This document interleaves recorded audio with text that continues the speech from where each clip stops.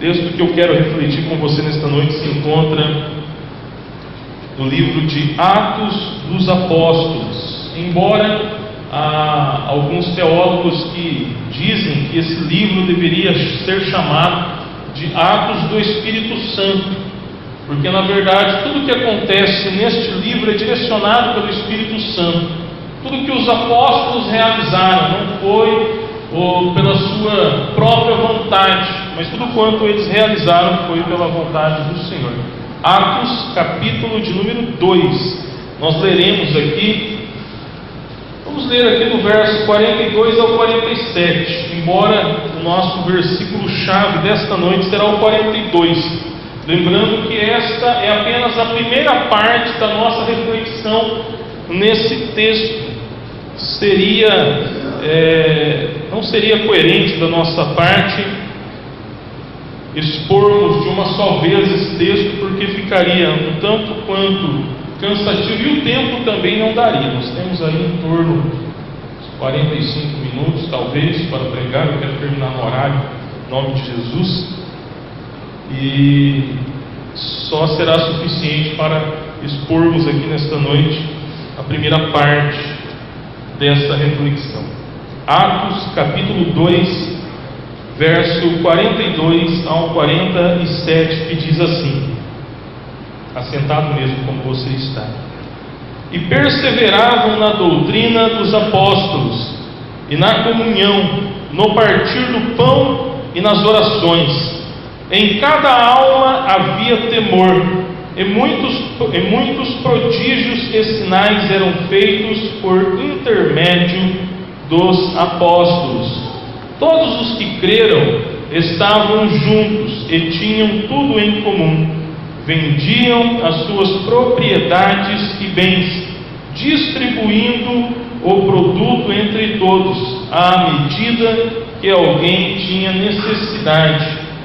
Diariamente perseveravam unânimes no templo, partiam pão de casa em casa e tomavam as suas refeições com alegria e singeleza de coração, louvando a Deus e contando com a simpatia de todo o povo. Enquanto isso, acrescentava-lhes o Senhor, dia a dia, os que iam sendo salvos. Louvado seja Deus pela sua palavra.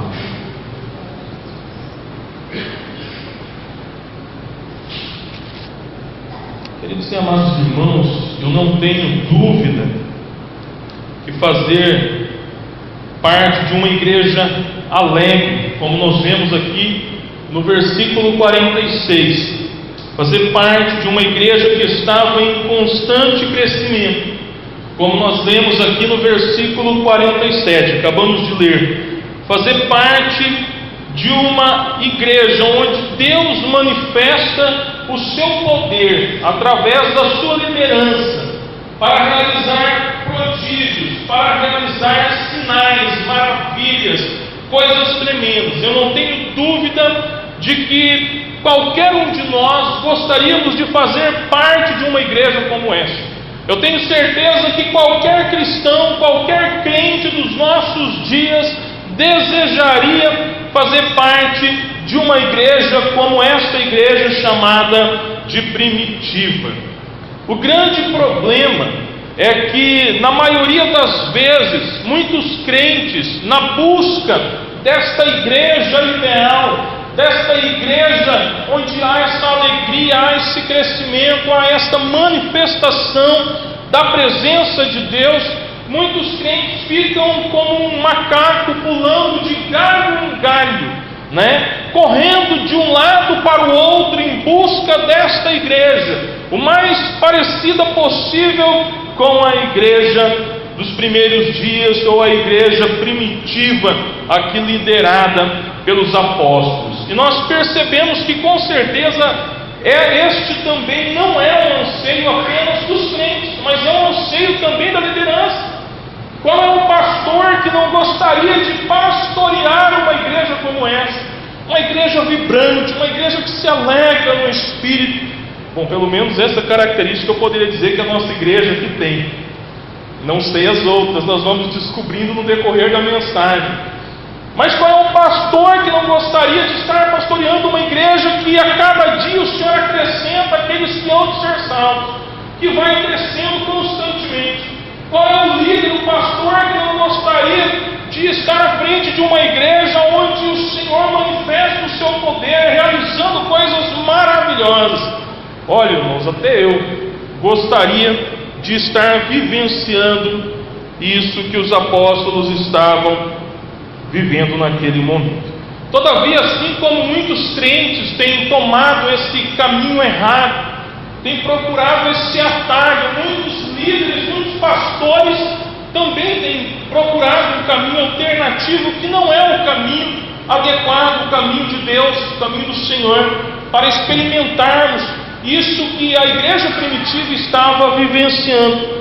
Muitos pastores, sonhando com uma igreja como esta, vivem buscando estratégias de crescimento, onde ele vê, ele sabe que foi lançado um livro, 5 passos para o crescimento da sua igreja. Nunca vi isso, estou inventando o título aqui agora, estou dando um exemplo para você. Como alcançar multidões para Jesus. E ele vai em busca desses materiais, ele participa de simpósios, de congressos, de tudo que você possa imaginar, de seminários, vai ouvir aqueles pastores que estão em evidência, que estão na mídia. Olha, eu preciso ter uma igreja crescente, pujante, como esta deste homem de Deus. Todavia, com certeza, nós sabemos que isso não funciona bem desta forma, não funciona bem assim. Quando nós atentamos para o verso 47 aqui do texto que nós estamos apreciando, queridos, fica fácil perceber que tanto as manifestações sobrenaturais como o crescimento explosivo desta igreja estavam diretamente relacionados a um ato soberano de Deus, O que diz aí o verso de número 47? Enquanto isso, acrescentava-lhes o Senhor dia a dia os que iam sendo salvos. Então era um ato da soberania de Deus.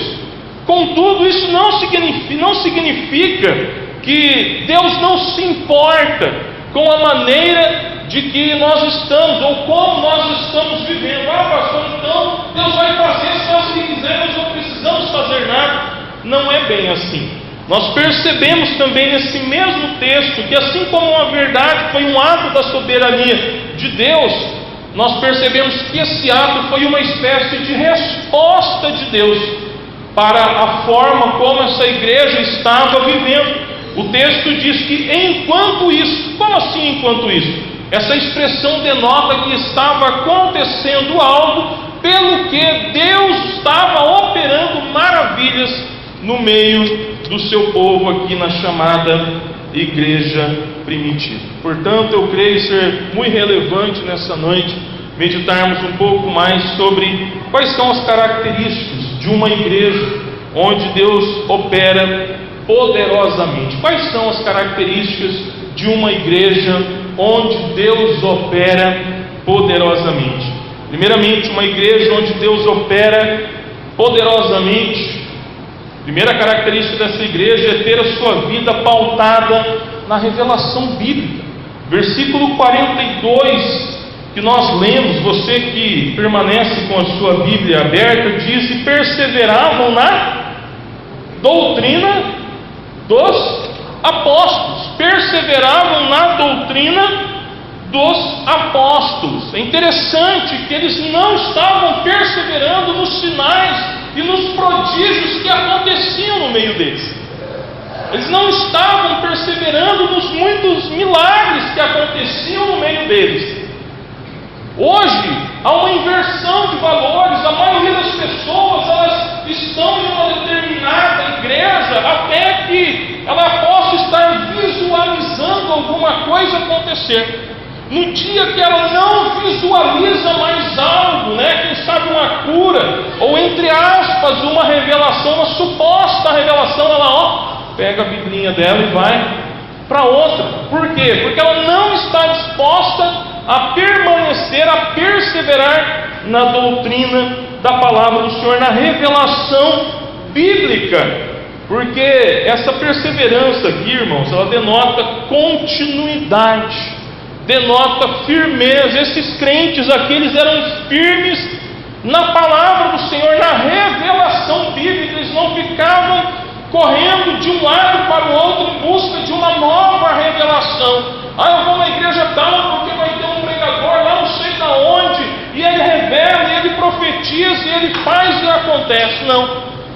A profecia que eles precisavam para as suas vidas estava na palavra de Deus. Eles perseveravam na doutrina dos apóstolos, perseveravam com firmeza na palavra do Senhor, ocupavam-se apenas em conhecer e obedecer a palavra de Deus.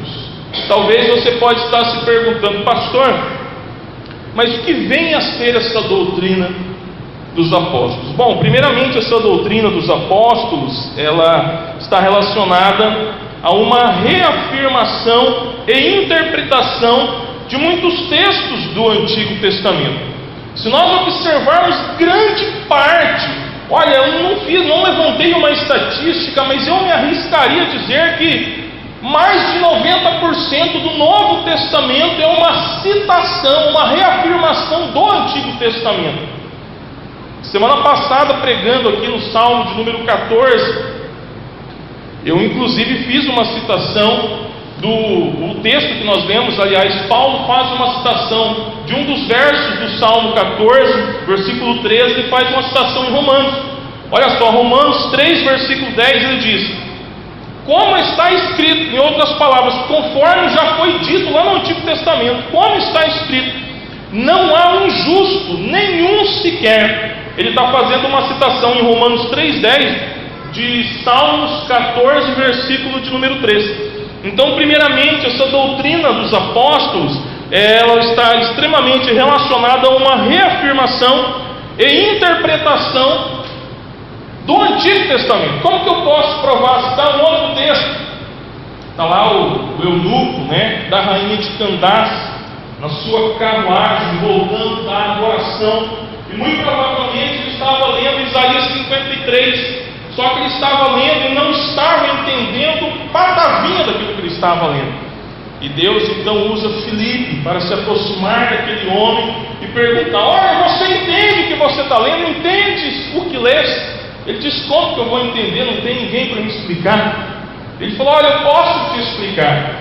E ele questiona a respeito de quem que fala isso aqui. Filipe vai mostrar para ele que aquele texto apontava para o Messias, para Jesus, para o Salvador. Então, primeiramente, essa doutrina aqui ensinada nos primeiros dias da igreja tem a ver com uma reafirmação e uma interpretação do texto sagrado do Antigo Testamento. Mas também, em segundo lugar, ela está relacionada ao repasse daquilo que os apóstolos haviam aprendido com o Senhor Jesus, aquilo que os apóstolos aprenderam, sabe?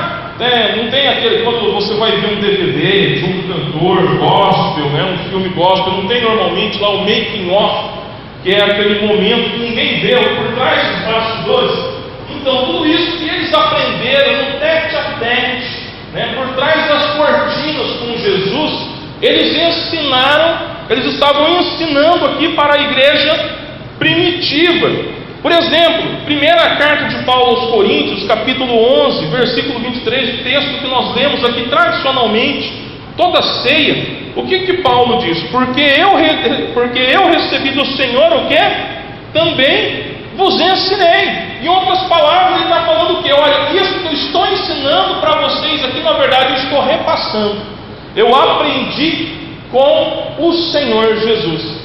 Então os discípulos, ou os apóstolos, depois de discípulos tornaram-se apóstolos, estavam repassando aquilo que eles aprenderam com o Senhor Jesus. Agora eu gostaria de fazer uma citação, eu acho muito interessante, que segundo William Barclay, um pastor presbiteriano e grande conhecedor do idioma grego, comentarista da Bíblia também, ele diz que a palavra doutrina aqui no verso 42, ela não é uma palavra, ela não está no sentido passivo, ela não é passiva, ela é ativa. Pastor, e o que isso tem a ver comigo? tem a ver que esses irmãos, essa doutrina, eles não apenas recebiam essa doutrina, significa dizer que esses irmãos buscavam esse ensinamento. Não apenas recebiam, como alguém falar, tem nada para fazer hoje, eu vou na igreja, vamos ver o que o pastor vai falar hoje. Se ele falar alguma coisa que me interessa, beleza. Se ele não falar nada que me interessa também, fazer o que? Eu já estou lá mesmo. Mas não era essa a ideia desses irmãos, né? A ideia dessa palavra, quando ela está no sentido ativo, é de que esses irmãos eles iam à casa do Senhor com o coração em chamas, ardendo, desejosos por ouvir a palavra de Deus. A palavra de Deus não era apenas mais uma parte do culto. Termina o louvor, puxa vida, agora vem a palavra, mais 30, 40 minutos de pregação ainda para acabar o culto. Não era isso. Os irmãos iam ansiosos, a palavra era o ponto principal, era o mais importante, era a melhor fatia do bolo, era aquela sobremesa esperada, mas que dá sustância, que dá força, que revigora o coração, os ossos, para permanecerem firmes na presença do Senhor. Então, meus queridos, nada e nem ninguém pode substituir esses ensinos, dos apóstolos, ensinos revelados na palavra do Senhor, tanto no Antigo como no Novo Testamento. Nem mesmo sonhos, profecias, revelações, visões ou qualquer outra coisa parecida. O apóstolo Paulo, quando ele escreve aos irmãos da Galácia, está lá em Gálatas capítulo 1, versículo 8, ele diz: olha gente, ainda que eu mesmo, ou que desça um anjo do céu e pregue outro evangelho, um evangelho diferente do que nós já temos pregado a vocês, seja anátema. E anátema é o quê? Maldito. Se alguém anunciar qualquer outra coisa que não seja compatível com a palavra de Deus, seja considerado maldito. Então, meus queridos, as nossas vidas, uma igreja onde Deus opera verdadeiramente, veja, não é a animação de culto não, como acontece em muitos lugares por aí não, é algo genuíno, é algo verdadeiro, é algo espontâneo, é uma igreja que tem a sua vida pautada na revelação bíblica, não na revelação de um suposto profeta, não na revelação de uma suposta profetisa, mas na revelação bíblica, na revelação da palavra do Senhor. Uma igreja onde Deus opera poderosamente tem a sua vida pautada na revelação bíblica. Uma igreja onde Deus opera poderosamente tem a sua vida pautada na comunhão com Deus e com os irmãos. Esta igreja tem a sua vida pautada na comunhão com Deus e com os irmãos. Você que está com a sua Bíblia aberta pode acompanhar comigo novamente. Verso 42 diz que eles perseveravam na doutrina dos apóstolos e na comunhão. Verso 44, todos os que creram estavam juntos e tinham tudo em comum. Verso 46 diz que diariamente perseveravam unânimes no templo, partiam pão de casa em casa e tomavam as suas refeições com alegria e singeleza de coração. Louvado seja Deus.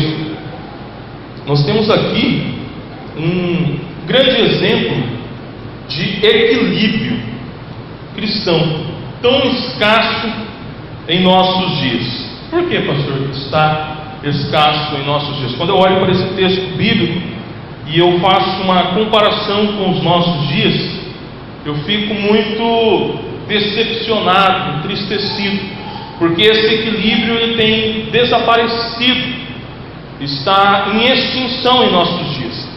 Porque hoje nós temos crentes que gostam de orar.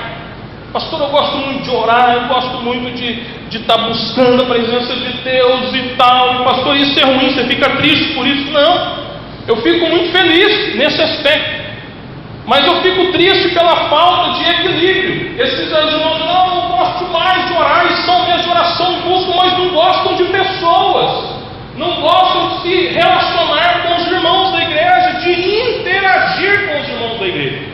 Mas esses desses irmãos aqui dessa igreja que Deus manifestava o seu poder tremendamente, não apenas mantinham comunhão com Deus, mas tinham comunhão também com os seus irmãos.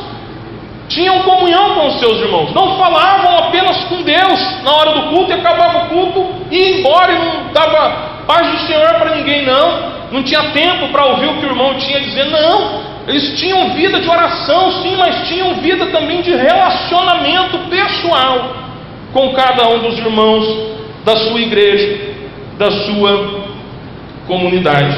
Agora, em contrapartida, nós temos aqueles que gostam demais do bate-papo.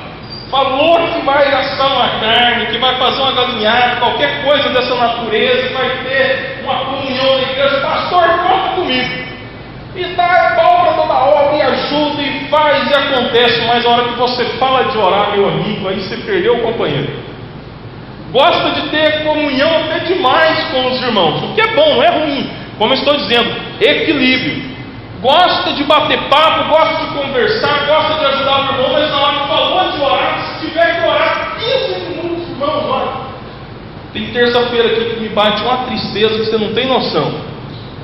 É que hoje é confessionário, né? Eu vou abrir o confessionário, como diz o reverendo Jeremias, e vou contar para vocês aqui das tristezas do meu coração.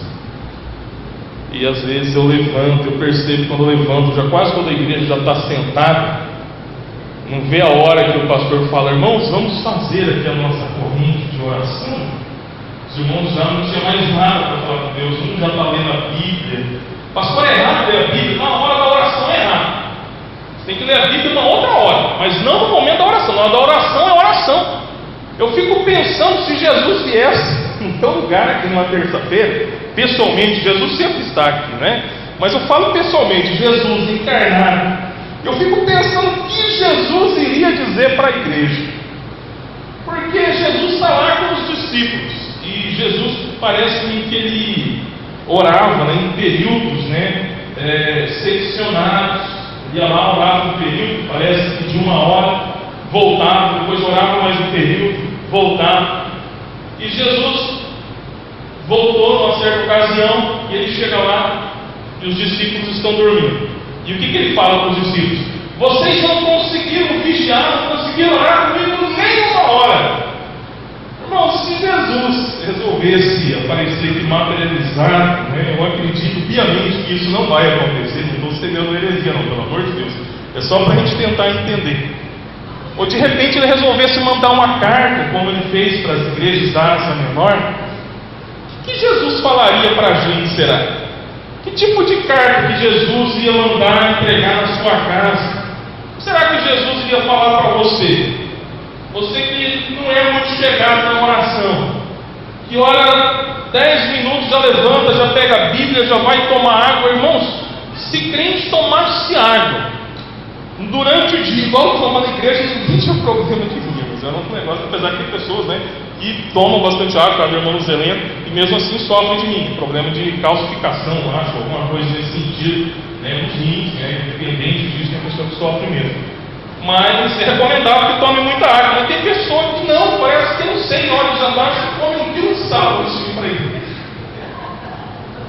Come sardinha na janta, que não é possível. Principalmente no culto de terça-feira. Até que o culto de domingo parece que o pessoal deixa para jantar depois do culto, mas de terça-feira eu acho que come sardinha antes de vir. Porque o que eu escuto de copinho amassando na hora que eu estou orando não é brincadeira, mas não é brincadeira. E aí a gente sonha com essa igreja vibrante, essa igreja onde Deus opera maravilhas, né? Essa igreja que cresce de vento e fogo. Aí o pessoal olha para o pastor, fala, o negócio é nos trocar o pastor, porque esse pastor ele não está dando certo. Então será que se trocar só o pastor, será que vai resolver? Uma andorinha só faz verão? Não faz. Aqui o texto diz que esses irmãos eram unânimes, não era metade, não era 70% da igreja, eles eram unânimes, todos estavam ali com o mesmo objetivo, com o mesmo propósito, de orar, de ter comunhão uns com os outros, de saber o que estava acontecendo uns com os outros. equilíbrio, irmão. Nós precisamos ter equilíbrio. Ao mesmo tempo que a oração, como disse alguém, é a respiração da alma. Nós precisamos orar. Nós precisamos também entender que a igreja verdadeira, ela não cultiva apenas a comunhão com Deus, mas também entre os irmãos. João, ele diz ser incoerente alguém afirmar que ama a Deus, que não está vendo, ama a Deus que não vê, e não consegue amar o seu irmão que ele está vendo. Ele diz assim: olha, pois quem não ama o seu irmão, ao qual viu, como pode amar a Deus a quem não viu? E dele temos este mandamento, que quem ama a Deus, ame também a seu irmão. Está lá, 1 João, capítulo 4, versos 20 e 21. Percebem o equilíbrio? Nem só viver de bate-papo, nem só viver de ajudar os irmãos, mas fazer isso também. Mas precisamos também orar, precisamos ter o equilíbrio, oração, comunhão com Deus, comunhão com os irmãos. Manter o equilíbrio, irmãos. Nós precisamos disso para as nossas vidas. Talvez tenhamos um tanto quanto dificuldade de manter isso em prática em nossas vidas, porque muitas vezes nós confundimos unidade com uniformidade, que são duas coisas totalmente distintas. Tem gente que acha que ter comunhão é andar 24 horas com a pessoa, andar grudado na pessoa. Irmãos, isso não existe. Outro acha que ter comunhão é você pensar idêntico ao outro. Pastor, eu não consigo ter comunhão porque as minhas ideias não batem com a ideia do irmão fulano, da irmã ciclano. Meu querido, nem precisa, porque tirando o Pai, Filho e Espírito Santo, são as únicas três cabeças que pensam igual, ou pensam iguais. Ninguém nesse mundo vai pensar 100% igual. Todavia, isso não é unidade, isso seria uniformidade, e isso é impossível de acontecer entre nós. Mas a unidade, a comunhão, ela está relacionada a um envolvimento que traça propósitos e atividades comuns, um relacionamento com propósitos e atividades comuns. Ou você acha que esses irmãos aqui da igreja, descrita aqui em Atos, eles pensavam identicamente iguais? Ou você acha que eles andavam 24 horas por dia juntos? Lógico que não, mas eles tinham o mesmo objetivo. E qual é o objetivo desses irmãos? Glorificar o nome do Senhor. Você não precisa pensar igual o irmão que está do seu lado, não deve. A não ser um pensamento, glorificar a Jesus, pelo que se nós vamos fazer uma atividade aqui na igreja, um congresso, sei lá, qualquer coisa, um momento de comunhão. Não, eu não vou participar porque minha ideia não bate com o fulano, está errado. Isso não é amor de Deus, não. O verdadeiro amor de Deus supera essas diferenças. Não, eu não vou participar porque eu acho que Deus opera mesmo só quando a gente ora. Está errado também, porque essa igreja aqui, além de falar com Deus, ela tinha relacionamento com os irmãos. Nós precisamos deste equilíbrio, pelo que no momento que estamos aqui para realizar a obra de Deus, nós temos que deixar todas as diferenças, nós temos que deixar de lado os conceitos. Isso que é renunciar, negar a si mesmo. Jesus disse que aquele que quiser vir após mim, para onde Jesus estava indo? O céu. E ele diz: quem quiser vir após mim, deve fazer o que mesmo? Negue-se a si mesmo, negue seus conceitos, negue seus achismos, suas próprias compreensões. Nós precisamos ter o mesmo objetivo: glorificar a Cristo. E aí nós vamos desfrutar de um tempo glorioso como dessa igreja, a igreja chamada de primitiva, uma igreja onde Deus opera poderosamente. Tem a sua vida pautada na revelação bíblica, tem a sua vida pautada na comunhão com Deus e com os irmãos, e tem a sua vida pautada no sacrifício vicário de Cristo. Aí no verso 42,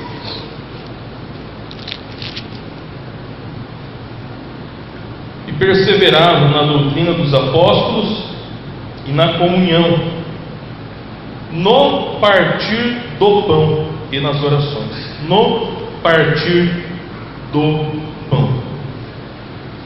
Quando eu li, desde a primeira vez que eu li esse texto, a primeira ideia que me veio à mente, me veio à cabeça, foi a ceia do Senhor. Não me veio outra coisa ao ler essa expressão partir do pão. Todavia, como eu sempre tenho uma cautela, tenho uma preocupação de não dizer algo equivocadamente, eu sempre, por mais que eu tenha convicção de que algo seja daquela forma, eu gosto de recorrer aos teólogos, aos comentaristas da Bíblia, aqueles que gastaram, às vezes, uma vida toda procurando compreender melhor a Bíblia, que tem um conhecimento bíblico e teológico melhor do que a gente. Então eu recorri a alguns deles, como por exemplo Moody, como William Barclay, como Warren Wiersbe, dentre outros, Matthew Henry, e alguns intérpretes, tirando esse último que eu fiz citação, Matthew Henry, eles entendem que esse partir do pão, essa expressão usada aqui no texto, refere-se a uma refeição fraternal que era realizada regularmente e possivelmente era seguida da ceia do Senhor. Possivelmente.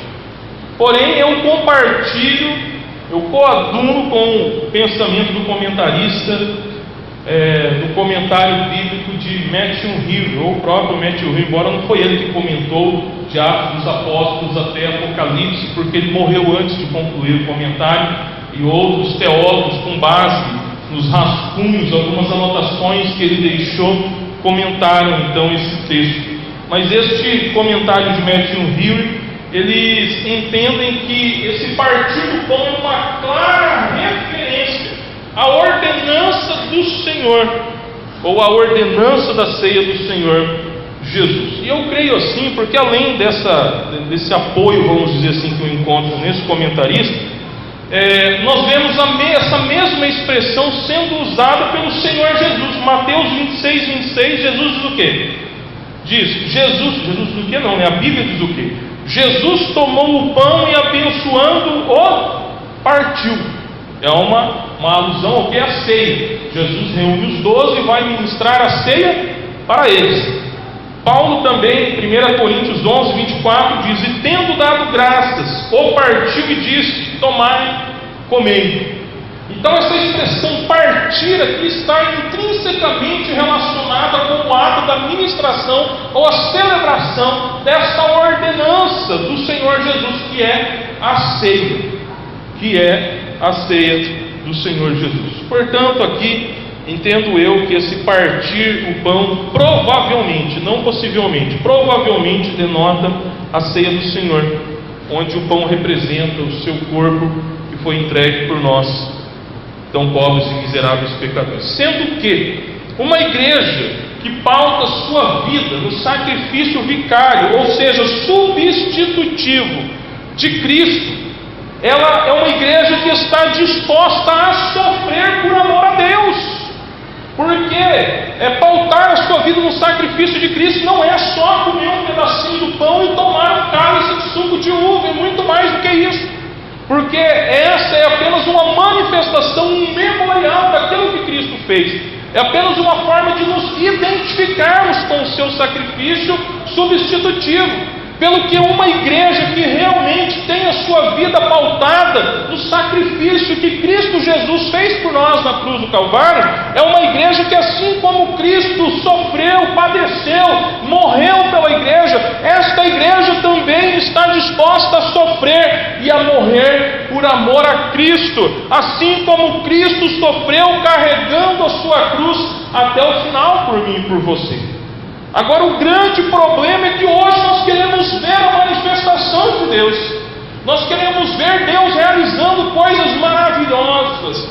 Nós queremos ver a igreja crescendo de uma forma tremenda, pujante.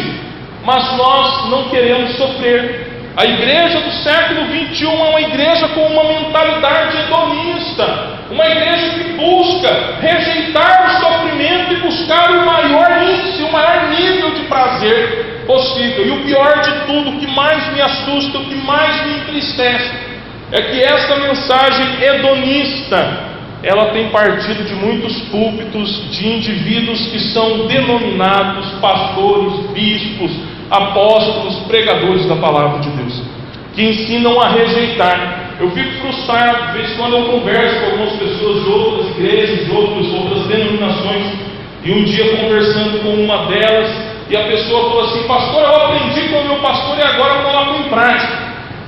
Eu tenho feito a campanha, não sei de que sala na minha casa, e eu tenho falado: Senhor, olha, Senhor, eu não aceito isso na minha casa, eu não aceito isso na minha vida, eu rejeito toda dor, todo sofrimento.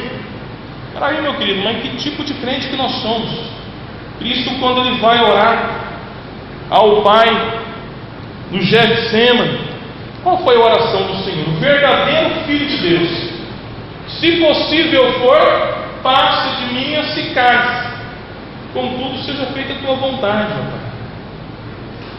E cá entre nós, o Pai passou o cálice? Não. Paulo também ora 3 vezes ao Senhor, um espinho na carne, sei lá o que poderia ser. Eu penso que era uma deficiência visual, mas há várias opiniões entre os teólogos, eu não vou entrar nessa questão. Seja lá o que fosse, o fato é que um espinho comunica a ideia de dor, de sofrimento continuado, constante. E ele ora 3 vezes a Deus. Qual foi a resposta de Deus para Paulo? A minha graça te basta. Ele tirou o espinho da vida de Paulo? Não. Paulo rejeitou aquele espinho. Deus, eu não aceito esse espinho na minha vida, eu rejeito esse espinho, eu determino a minha vitória. Fez isso? Não fez, irmãos. Eu não sei que Bíblia que esse pessoal do século XXI está seguindo, sinceramente. Eu não sei, eu acho que não pode ser a mesma que a minha. Não sei.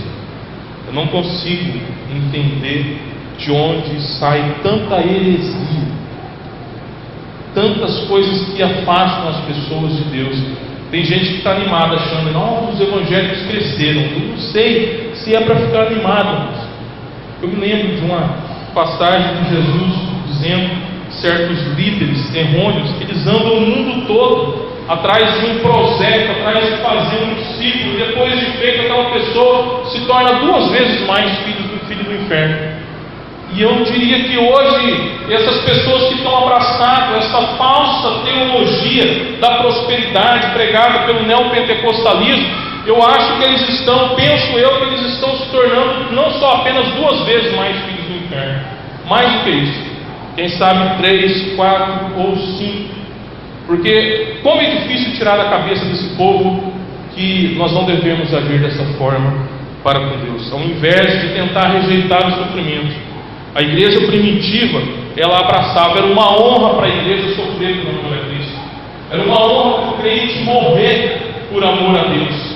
E outro dia eu estava conversando num grupo com um presbítero, amigo da gente, o presbítero Luciano, e conversando assim, na verdade, um coloca uma coisa, um posta uma coisa, outro posta outra. Eu postei também algo dizendo que nós devemos estar dispostos não apenas a viver para Cristo, ou viver por amor a Cristo, mas devemos estar dispostos a morrer por Ele também.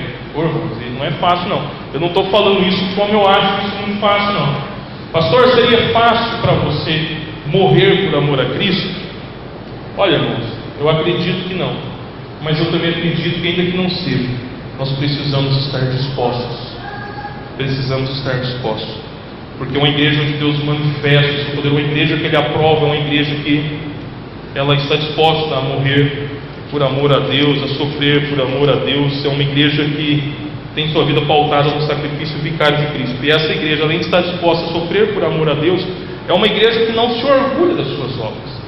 Ela não se orgulha porque ela está bem ciente, ela está cônscia de que se não fosse o sacrifício do Senhor Jesus, de maneira nenhuma ela seria aceita por Deus.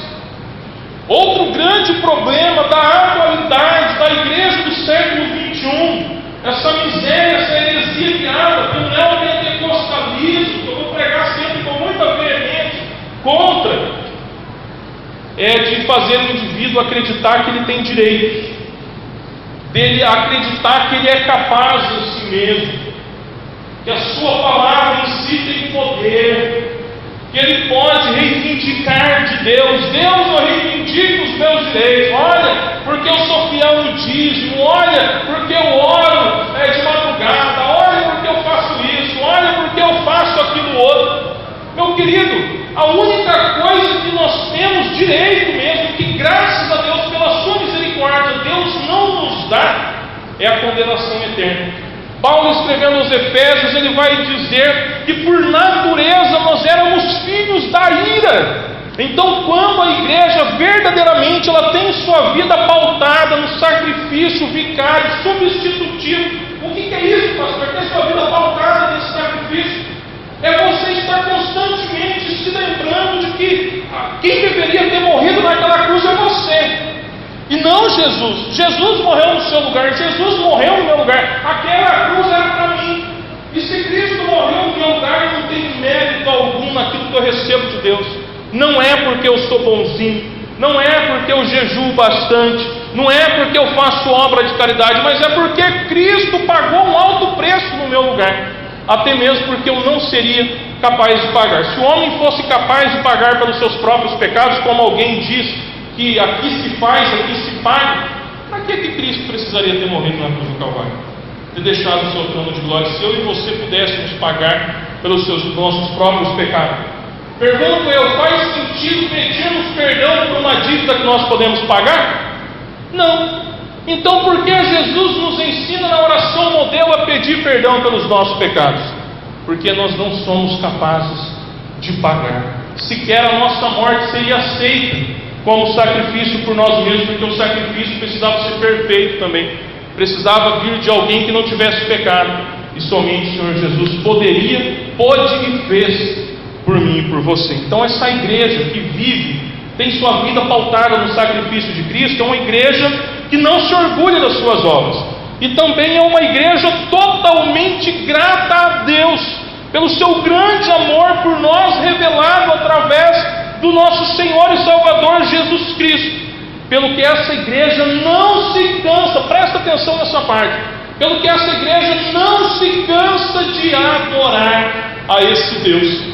E aí mora um outro grande problema no meu coração, que me causa muita tristeza, quando eu percebo a falta de entusiasmo, quando eu percebo a falta de desejo dos crentes de estarem na casa de Deus, de prestarem o seu culto, de oferecerem o seu louvor, as suas vidas. Me dá uma tristeza, irmãos, porque eu fico olhando Jesus, que igreja que eu estou pastoreando, uma igreja que não consegue ser grata a Deus. Será que essa igreja vai subir para o céu, Senhor? Uma igreja que precisa que alguém faça uma promessa, você vai levar uma caneta ungida e você vai escrever de novo a sua história, uma história de bênção, ou então vamos distribuir aqui um lencinho abençoado e você vai mudar de vida. Aí lota. Se você atrelar a vinda do indivíduo à igreja a levar algum produto espiritual para sua casa, irmãos, isso dói no meu coração, porque eu não sei que Bíblia que esse pessoal está lendo, mas eu não encontro respaldo para se viver assim, pelo menos na Bíblia que eu estou usando.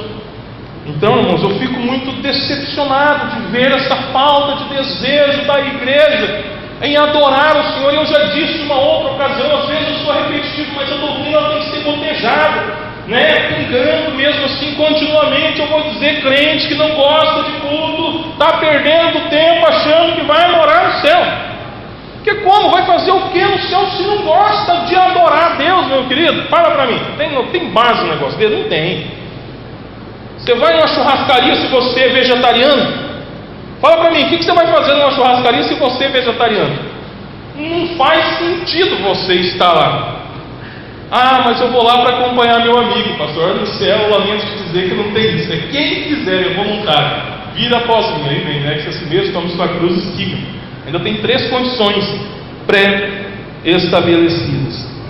Irmãos, essa igreja, Deus manifesta a sua alegria, uma igreja de prazer em adorar, uma igreja grata. Aí eu fico olhando para muitos crentes que vivem entristecido, aborrecido, cabisbaixo, depressivo e toma um caminhão de remédio, não consegue se libertar daquilo. E qual que é o problema, pastor? O que você acha, meu querido? Está faltando gratidão no meu e no seu coração, que é proveniente do quê? Ter uma vida pautada no sacrifício vicário de Cristo. Ah, pastor, mas está ruim, olha, esse mês não consegui pagar todas as minhas contas, não consegui passar no concurso, vou pedir a casa que eu estou morando, tal, e eu não tenho nenhum motivo para agradecer a Deus. Será? Lembra daquilo que Cristo fez no seu lugar? Isso por si só é mais do que suficiente para termos gratidão em nosso coração. Meus queridos, se nós agirmos dessa forma, se nós formos aqui esta igreja que tem sua vida pautada na revelação bíblica, que tem a sua vida pautada na comunhão com Deus e com os irmãos, que tem a sua vida pautada no sacrifício vicário de Cristo, com certeza, numa igreja assim, Deus se manifesta fazendo prodígios, como nós lemos aqui nesse texto, comunicando alegria, enchendo o coração dos crentes de alegria e multiplicando a salvação, acrescentando almas. Você está disposto, meu querido, a reatar uma aliança com Deus? Quem sabe renovar uma aliança com Deus? Quem sabe pedir perdão mesmo? Eu falo, Senhor, me perdoa. Fiz um balanço aqui da minha vida e eu cheguei à conclusão que eu não sei nem se eu poderia ser classificado como crente. E ainda que seja, eu estou consciente de que não dá para a gente desfrutar de algo tão especial como o Senhor manifestou na igreja primitiva, vivendo essa vida medíocre que eu tenho levado até esse presente momento. Quem sabe você, assim como eu, tenha a humildade de orar ao Senhor e pedir perdão, pedir graça, pedir misericórdia, pedir que o Senhor esteja fazendo algo diferenciado em nossas vidas. Está disposto? A menos que, claro, talvez você não seja tão pecador quanto eu, talvez eu esteja sozinho nesse barco, né? Talvez só eu estou enxergando aquilo que eu disse aqui nessa noite. Quem sabe isso seja fruto da minha cabeça. Mas se formos, tem que me internar, porque para mim parece ser uma realidade. Parece ser uma realidade. Eu quero convidar você então para colocar-se em pé, para a gente orar. Pai, em nome de Jesus, nesta noite, quero te louvar, Deus, porque o Senhor é bom. E a tua bondade, a tua graça, sobretudo a tua misericórdia manifesta nessa noite, nos alertando, Deus, nos convidando ao arrependimento, nos convidando a reconhecer que nós somos pecadores e que estamos bem distantes de satisfazer a vontade do Senhor como deveríamos, Senhor.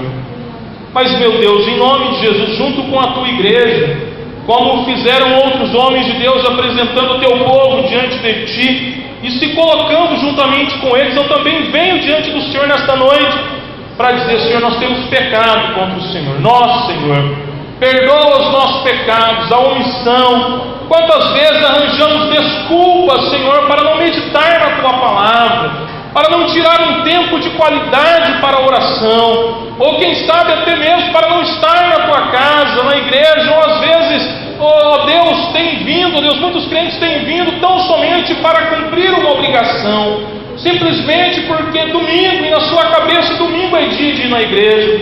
Pai, em nome de Jesus, perdoa os nossos pecados, restaura-nos, ó Deus, que possamos ter prazer em estar na tua casa, possamos ter alegria, Pai, de ter comunhão com o Senhor, de ter comunhão com os irmãos, de abraçarmos a mesma causa, de termos um só objetivo, de glorificar ao Senhor, nos lembrando sempre, meu Deus, de que o Senhor Jesus pagou esse alto preço na cruz do Calvário, e aquela cruz era para nós, aquela cruz era para mim. Senhor, enche o nosso coração de gratidão, meu Deus, que possamos estar dispostos, ao invés de reclamar, de murmurar, de querer rejeitar ou determinar qualquer coisa, possamos estar dispostos, Senhor, a suplicar o teu favor, sabendo que importa que passemos mesmo por muitas tribulações deste mundo, meu Deus, sendo que o Senhor Jesus, sendo perfeito, sendo santo, sofreu tantas coisas terríveis,